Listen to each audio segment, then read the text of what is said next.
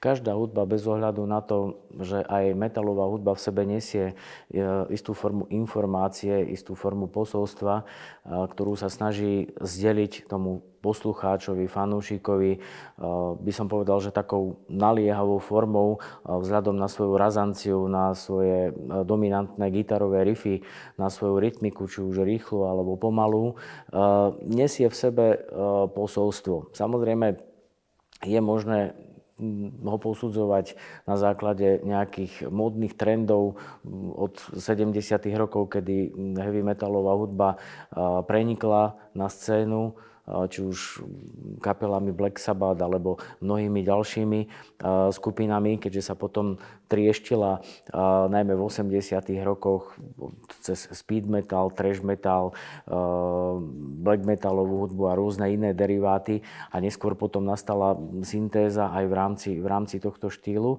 Každopádne tá naliehavosť niesla v sebe rôzne posolstvá, či už išlo v textoch a v posolstvách vyjadrenie nejakých tých problémov tej generácie, ktorá prepadla metalovej hudbe, myslím v tom pozitívnom slova zmysle, kde vyjadrovala pre nich istú mladosť, isté okamihy života, ktorými žili, či už to bola komunikácia, ochladnutie, odsudzenosť,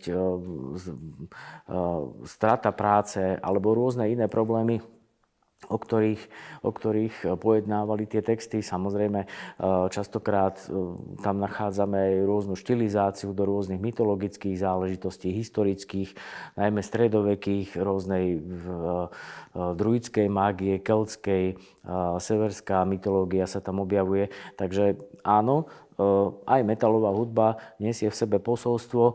Do akej miery je agresívne vzhľadom na razanciu tej metalovej hudby, je ťažké povedať. Každopádne osobne si myslím, že tak ako je to aj v dobe, že doba nie je zlá, len ľudia ju možno takou robia, tak to funguje aj v hudbe. Samotná hudba nesie v sebe posolstvo a dá človeku len to, čo do nej vloží.